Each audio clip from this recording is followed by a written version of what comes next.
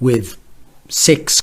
This video is sponsored by Alpha Draft, who fill my pockets, my hefty squirrel pockets, with 6 Skrilla, mad money, lovely loot, to explain to you about a service they offer for fantasy esports, from multiple esports games, but they do CSGO, and they have the FACEIT League up there, they have ESL, ESEA, so if you want to play, you want to make a team, enter different competitions depending on how much money you want to spend, how much you want to try and win.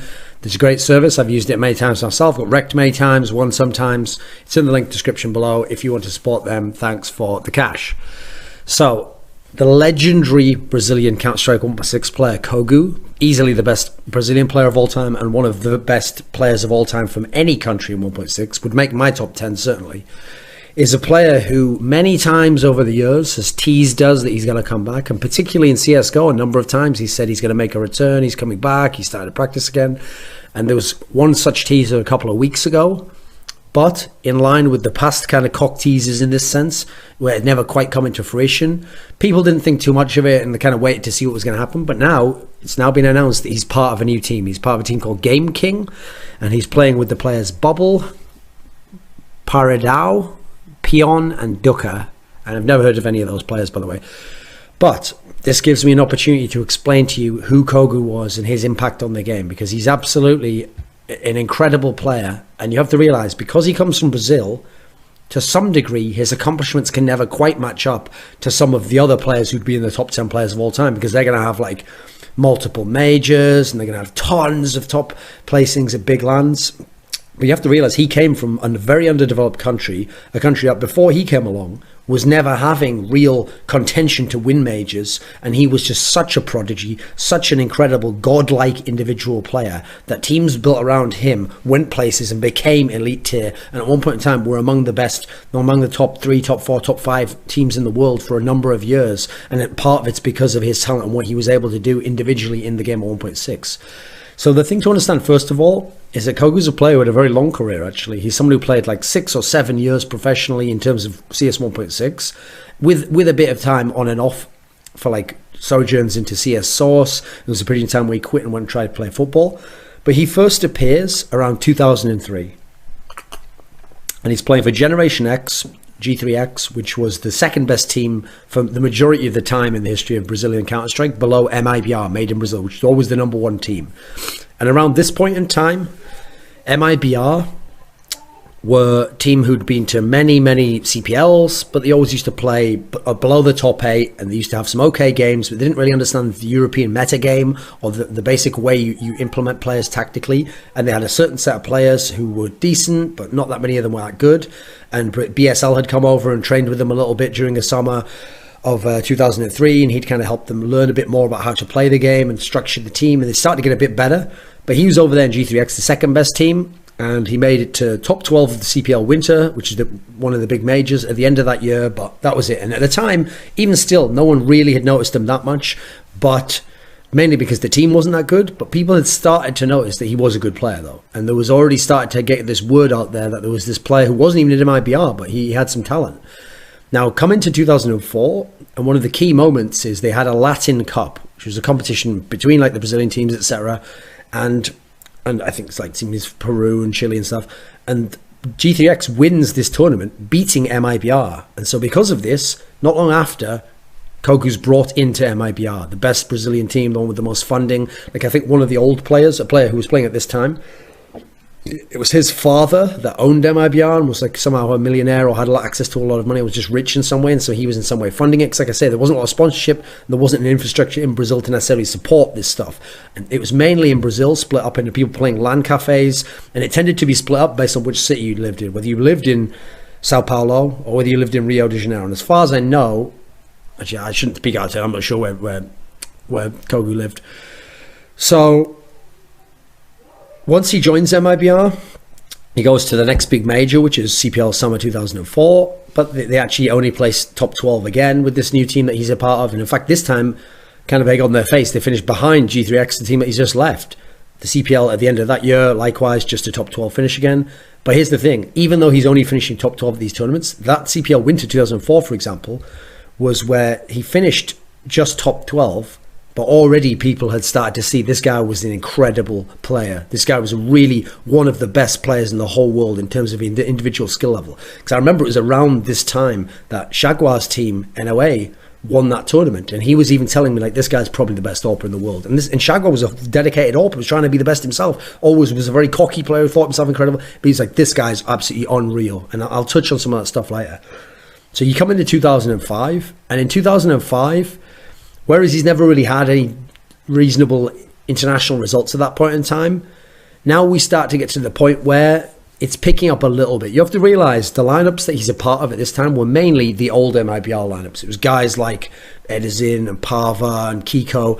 It wasn't the later lineups where he'd have a lot of his success. So he's just doing a lot of individual work, trying to hard carry, but the team itself isn't in the right place. They haven't got the right lineup, and they haven't got the right situation in terms of practice necessarily entirely yet. So this year there was a CPL tour, and so there was a gang of stops where he got to play, and oftentimes just versus Latin American teams. So there was a CPL Spain event. Oh, actually, that was it. There was an international event. So in May of that year, there was a CPL Europe event in Barcelona, Spain.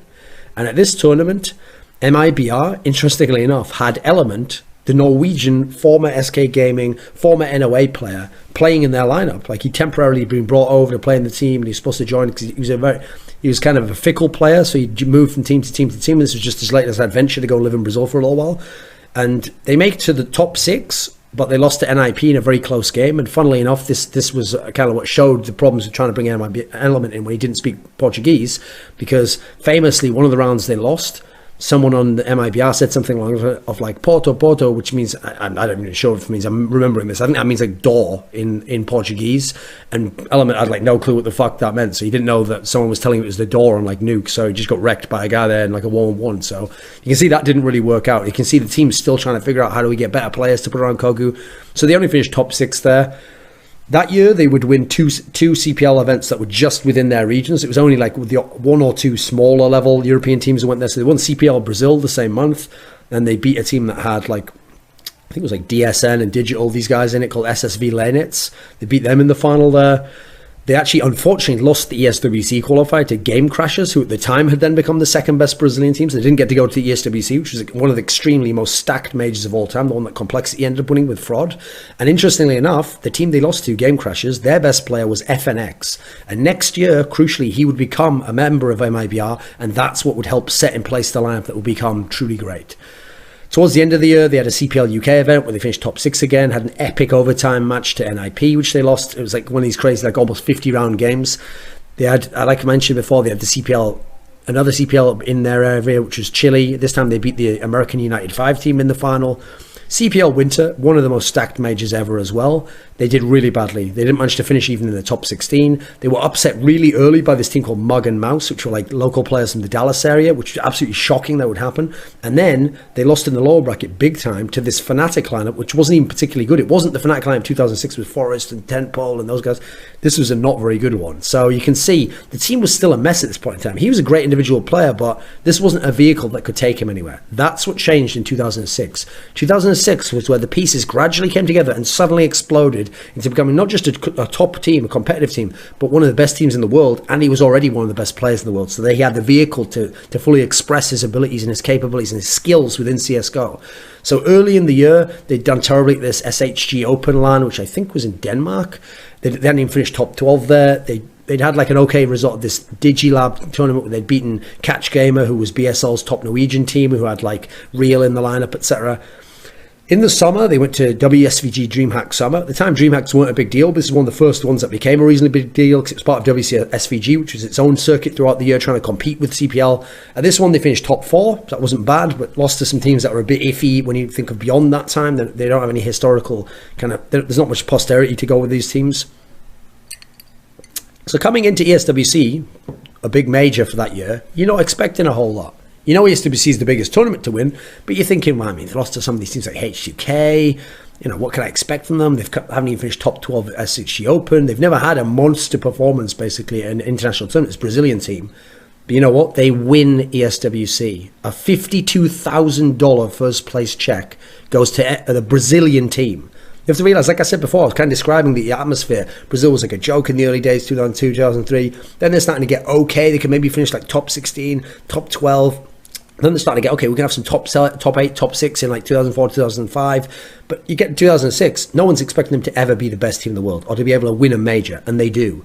They managed to beat the alternate team, which had an incredible run that year with Moon and Tixo and Capio and those guys in. And they managed to, in the final, interestingly enough, beat Fnatic, which was the Fnatic that had Temple and Forest and DSN and Khan and Archie in, which was their first year trying to become a great team. And it was actually at the end of that year they would become a legendary team, but they were on their way. They were already having a lot of top placings. And so they beat them in the final, despite actually having lost to them earlier in the tournament in a Dust 2 game in the group stage. So it was a very interesting tournament. It was one of the most wide open majors, and they won it. And so suddenly, in a world that was very wide open, as NiP was trying to establish themselves as the best team of the year, suddenly they were making their own claim. MIBR were. Then, here's the problem. Not that long after ESWC, winning the World Championship title, essentially, he quits and goes to Qatar in the Middle East to try to play for professional football. This is his dream. I mean, he's Brazilian. That is the number one. That's the national sport there. Every Brazilian boy, in theory, dreams of being a professional footballer if they can. He goes there. He tries to play. I think it was like after July or so, and it doesn't work out. I think he had some sort of injury, and so a couple of months later, he actually comes back to 1.6. So he's had a couple of months off. He's been living in Qatar. He obviously hasn't been playing CS, and he comes back. You're going to think, right, he's going to be dog shit, right? No. When he comes back, he joins up with a team that was almost. In fact, I think initially it was the same lineup that he'd won ESWC with. And one of the tournaments that they went to early on was WCG Pan America, which was a WCG tournament only for teams within the Americas. And at this tournament, they won it. And they beat 3D in the final. 3D, which actually, let me think. I think from what I remember, this was like 3D that was like borrowing fraud or something crazy like that for the one tournament. But anyway, they won this tournament. And then they had a tournament back in Brazil, which was CPL Brazil, which was only a Brazilian tournament though. And here they lost to G3X, which is the second best team. They went to DreamHack Winter at the end of the year. They only finished top 6. They got wrecked by NAP, who ended up being the team of the year and had Zet at the time, who was probably the best player in the world. Went to CPL Winter at the very end of the year, an extremely stacked tournament, but this time only managed to finish like top 16. But along the way, did have a nice upset where they beat that same NIP team, would be the team of the year in the group stage. Made sure they couldn't go on and win the tournament. 2007. Now, this is a year where there's a whole bunch of really nice placings from Kogu, and as an individual player, he's still at his peak, and he's still absolutely amazing. In fact, 2007, even though he won the ASWC in 2006, 2007 might be his best year, when he was at the most dominant. So, we had this tournament, SHG Open again, the one that last year they hadn't even finished top 12 at. They go to this, MIBR, and they win the whole tournament. Even though they'd lost to NOA in the final, in the upper bracket at some point, and this was the NOA that was actually the Danes, not to be confused with the former ones that was like Norwegians or Norwegians North Americans. This was the Danish one that was like Ave, Zonic, those guys. They lost to them in the upper bracket, but they came back through the lower bracket, beat them, and then in the final, they beat Pentagram twice to win the title. And this time, Pentagram had already become an elite level team. Neo, Taz, those guys, and they'd already won the WCG the last year, and they'd won WSVG UK. So this was a big time result. It showed you like, right, MIBR's back, Kogu's back, and they've got a chance to win tournaments again. It's not just now going to be good and getting back in the game. Now they're going to be really good again.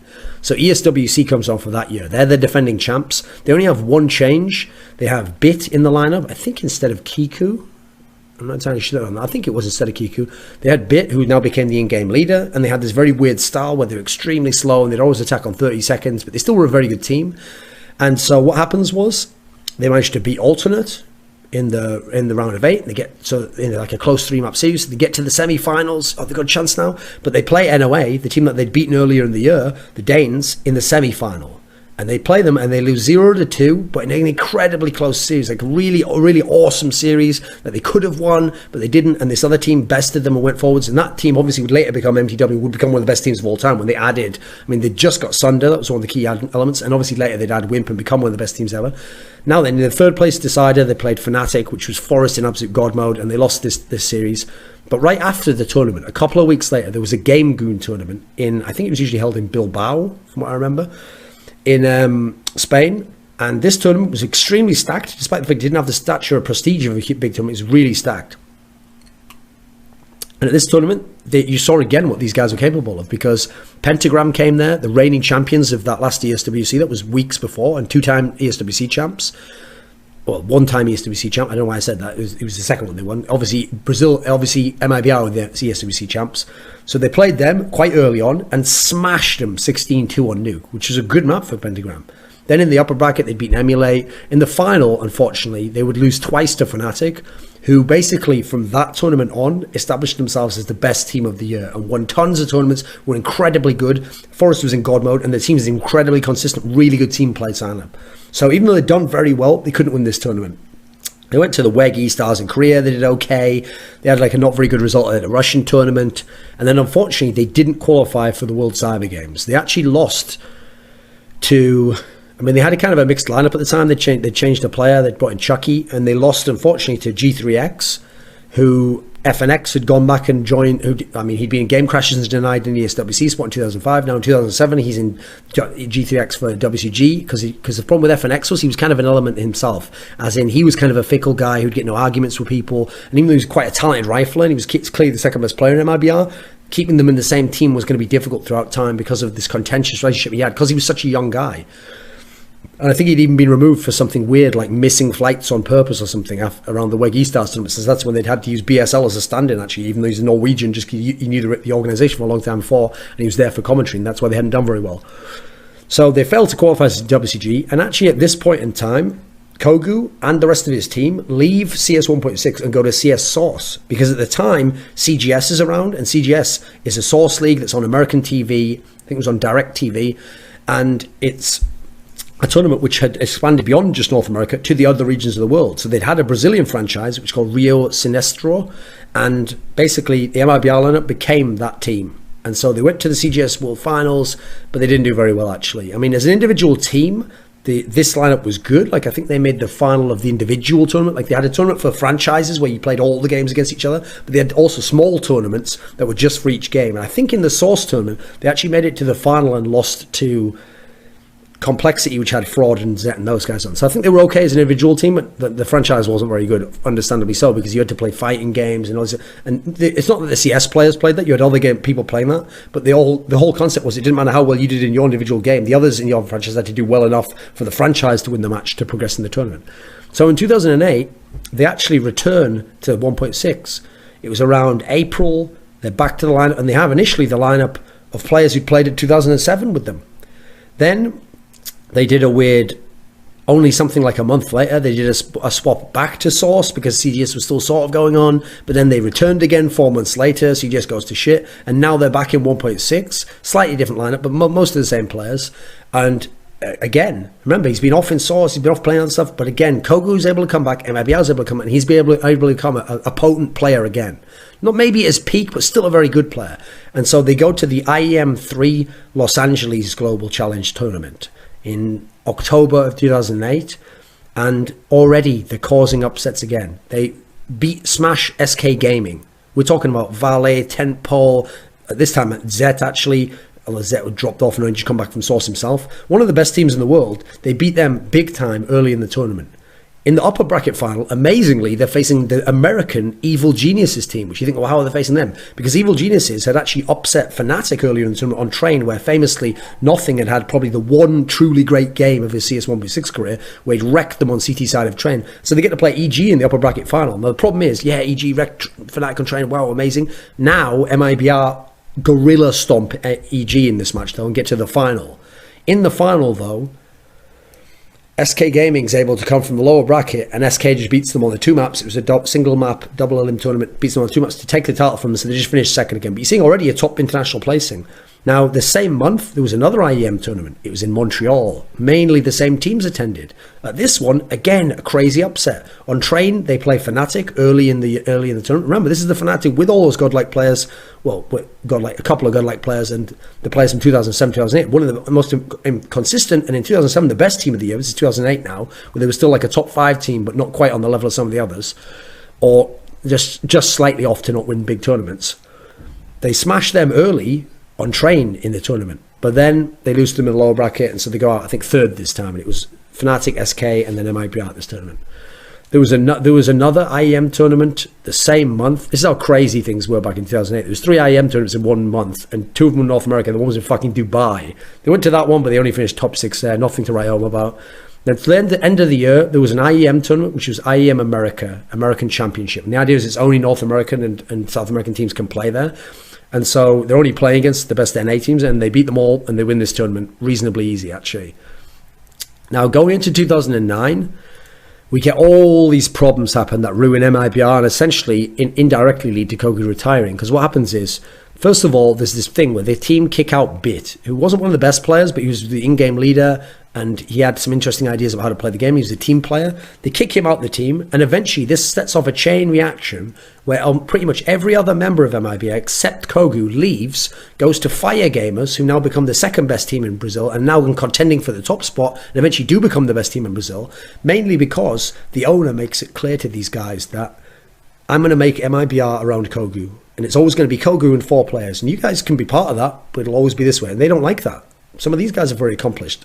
They're not as good, but you know how these things go with politics. So they leave, make their own team, and that ends up having a big effect on the year, because now Kogu has to play with a bunch of players who are like second tier, third tier, or good players, but who haven't got that much experience, and the team's very much a hodgepodge of different players, some are good, some who are unproven, and they go to like IEM Global Finals, which was one of the big majors, don't even make it to the top 8.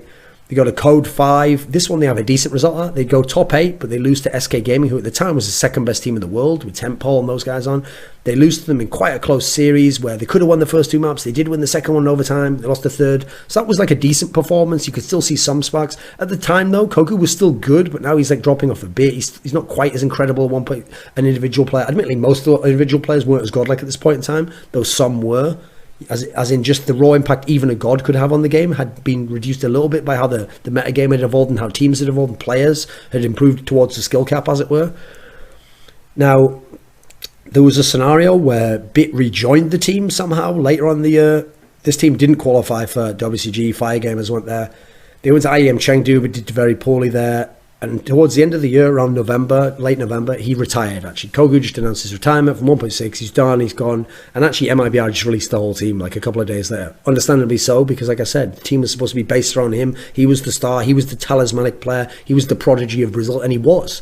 Now, you have to understand when you're talking about the style and the strengths and the skill of Kogu. Like I say, he is absolutely one of the most skilled players of all time. I think he's the best AWPer to ever play any version of CS from what I've seen. An utterly unreal player. The key thing to understand is he came from the school of the traditional dedicated AWPer, which is the traditional AWPer, the dedicated style, is that guy who uses the AWP every round, and because he's using it every round, it's very expensive and you've got to use it tactically to get specific shots to hold your position. You don't just go for the fastest shot. What you do is you go for the shot you're sure will hit. So the kind of simple way to describe this is the slow and steady shot. But the problem is when I say slow and steady, I just mean sometimes you'll go a little bit slower to ensure you hit the shot. You're not actually going extremely slow, obviously. And it's not that he was slow. He was quite a quick player. It's just that he wasn't just the lightning fast Markelov style, because until Markelov, no one could do that and hit with a very high hit rate. The key thing was, though, he was just fast enough where it always looked like on his shots, you never needed to go any faster because he always hit them. He really probably had the best hit rate of any AWPer in any version of CS, the best I've ever seen. I've seen many AWPers. I've never seen ones who could just hit as consistently as him. It's like he knew exactly the bounds of how quickly to fire a shot, what range to fire a shot at, what angle to take a shot at. He was absolutely unreal his hit rate. I remember Shagwa, when he was at his peak, he was at his absolute peak, doing all the shit he could do. He even told me the thing with Kogu was when you played against him, it just felt like he never missed. And so it would just crush you mentally because you were like, I can't take peaks versus a guy. I can't hold angles versus this guy. Your team wouldn't want to run into a spot where you know he holds it because they know he's going to get the first guy. He's going to have a chance at the second guy. If the third guy isn't coming, this is the sort of thing that would fuck with people's heads. As a result, people used to literally say, I remember the Finns, 69N, 28E, Lurpus' former team that had some extremely skilled players on, Rui, Conte, Nasu. They used to literally say, when you played MIBR, it felt like if you killed Kogu, you won the round. If you didn't kill Kogu, you were going to lose the round. And that's literally what playing MIBR became. Just became, we must kill the Kogu. That was what it was all about.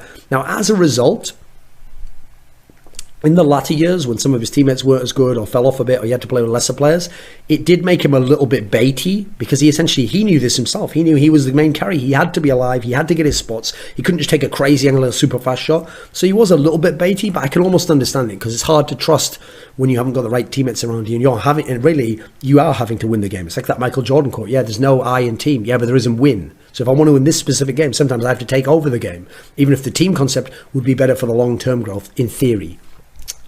And another thing to note is he used the AWP 24/7 every time he could, and he was one of the best ever. In fact, he was the best ever for my money.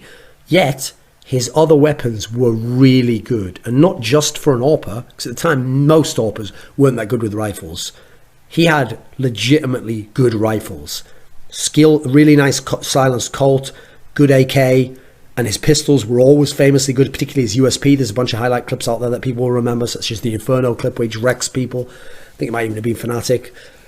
Or maybe SK, actually, when I think about it now. Now, the problem is, tying into some of the things I've said before, his attitude was a bit stubborn. Now, understandably so, he was the god of his country, he was the main carry, and he was the guy, essentially, who had to do a lot of the work to get you the win, so his ideas are probably going to have a lot of weight to them. It should be taken with a lot on their own merits, but still trusting that he knows to a degree what he needs to do. But there was the feeling towards the end, this is why those players left, that he was a bit stubborn in terms of like things had to be his way. And so if there was disagreements, that's what people didn't like. And then the fact that the MIBR owner sided with him because he was this player who brought him a world championship is what caused a lot of the resentment there. But you can see why that's why he was always a part of MIBR once he joined from G3X early on. With that said, one of the reasons why he was a god wasn't just his prodigious talent, which certainly was a massive factor, or what a unique player he was, or how he revolutionized AWPing and how he played the game, but he was incredibly dedicated. There are great stories, okay, where one of the things that got MIBR to be really good is they started to use their manager's money to get them boot camps in Sweden. So for huge events like an ESWC type event, they'd get the guy to fly them over for 1 or 2 weeks to stay in Sweden, go to Inferno Online, one of the best internet cafes, stay there and just practice versus European teams to get their level up and make sure they were all in form. And when they would go there, there's these stories that late at night, they'd close up Inferno Online.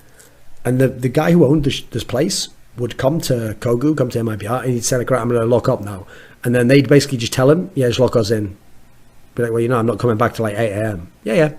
So they just lock them in, and Kogu would literally just play scrims, 10-mans, deathmatch all night long. Because during these few weeks he had in Europe, he wanted to be at his max level, playing with the best players he could, getting his skill level to an incredibly high level. And so you add in the talent, you add in the will to win, you add in dedication, and he took advantage of every opportunity he had. And when you hear some of the results I had, like I said, yeah, there was down periods. They weren't every tournament placing top 4 like some of the elite European teams. But considering where they come from and what such a poor country in terms of producing great esports players, this great player accomplished a lot relative to that. I mean, he did literally won a major and had many top 2, top 3 placings at big international tournaments, and routinely was able to provide single map upsets over some of the best teams in the world, some of the best players in the world, and they all had to acknowledge he was an incredible player. And at this time, the only player anyone even debated was as good as him with the AWP was actually Fraud, when Fraud was in his prime of 2004, 2005, 2006. Other than that, it was just all Kogu. And for my money, overall, it's Kogu. You look how long he played, how much success he had, and what a great player he was. Now, the story doesn't end there. I did all the style stuff at that point because I thought that's the end of 1.6. He played in CSGO. So initially, he actually supposedly was going to come back in, I think he came back briefly in Source, actually, believe it or not, towards like 2009, 2010, where he was playing for Pro Gaming. And this is relevant because later on, he would play with this Pro Gaming team early in CSGO. So CSGO started to get really big around like August of 2012. Actually, I shouldn't say get really big. What I mean get really big is just become an esports game and have LANs. It was actually an incredibly small game. It was still, in fact, it was smaller than 1.6, which still had an active scene, believe it or not, with like Na'Vi in the polls and Fnatic and Exist and those guys. Well, at this point, Existed just left to make it, but Fnatic was still around. So he plays with this Pro Gaming team, and in, I think it was November of that year, they went to 2 LANs. They went to ESWC, which was one of the bigger tournaments, but they went out in the group stage. There was all this drama where they'd like checked in all their equipment with their luggage, and it got lost, so they didn't have their equipment, and then they couldn't set up properly, so some of them didn't have sound. So it was a massive fuck fest. It was just complete clusterfuck, went to shit. So they did poorly there. Then at DreamHack Winter, a couple of weeks later, this one was a bit better. In the group stage, they were able to beat the Curse NA team, which was Anger and Skadoodle, and then they made it to the round of 8, but they had to play Nip there. And remember, Nip at this point in time wasn't losing any matches on land, so they lost 0-2, unsurprisingly. But one of the games was close. Beyond that, he played with Pain Gaming early in 2013, but it's not a lot happened there. And then, essentially, I mean, that was it after that. That was it from Kogu. He was off. No one knew it was going to happen again. There were these occasional, it felt like every 6 to 8 months, you'd hear something, oh, he might come back, he's going to come back. There'd be a picture on Facebook, there'd be a comment somewhere on a Brazilian site. And unfortunately, because he was such a legendary player, and it's so important to the Brazilian scene to have these teams and players, because at the time they didn't have this Luminosity team, they didn't have Keyed Stars and Kaboom until 2015, that were like a legit team that could cause upsets. Obviously, everyone hopes if Kogu comes back, let's all get on the Kogu hype train. Let's believe he's going to be really good and dedicated, and he can lead us back. Now, obviously, what's interesting now is he's joined a team full of people I've never heard of, who probably will never accomplish anything. And realistically, how could he ever accomplish anything if he doesn't join Luminosity? That's what it feels like, right? But why would Luminosity pick him up? They've already got some good players in their team. They've already got some AWPers. They've already got pretty much people at every position. And their main AWPer is Fallen. Now, Fallen is the player who, when they made Fire Gamers and all those players except Kogu left, eventually they got Fallen and he became the Neo Kogu, as in the new Kogu. He became this really skilled, amazing AWPer who had all of Kogu's ex-teammates around him and knew how to play around an AWPer, who became really sick. Never had the same accomplishments as Kogu, but managed to have a lot of great performances. And as Kogu left the game, it was all about Fallen from then on. So I wonder if there's even any rivalry aspect there. I've never asked Fallen about that. But obviously, it would be weird to have them both in the team, especially since running dual AWP setups is really dangerous in CSGO now because how expensive it is unless you can make it work. And they've already got skill in that team now. They've got Cold, who had Cold Zero, had these amazing performances at DreamHack Cluj-Napoca. They have Fur, who's always impressed me in 2015, a really good player, despite the fact he is coming from a country not known for great players in CSGO. And now Fallen's level's gone up a bit, and suddenly they're a good team. We saw how close they were playing against Na'Vi to beating Na'Vi, and Na'Vi obviously made it to the final. And obviously they beat Fnatic earlier in the tournament there. So they're a good team. Problem is Kogu's far away from that, and he's got to prove a lot before we could even imagine him joining a team like that. It seems unlikely he will. And so he's tried these comebacks before. They have never happened or didn't work. He is one of the greatest players of all time. Maybe not in CSGO, but I would definitely be interested if he really does come back. If he really does play tournaments, and if he ever gets to international tournaments, it would at least be a curiosity to watch him play, because he was a truly great player. Thanks for the cash, Alpha Draft.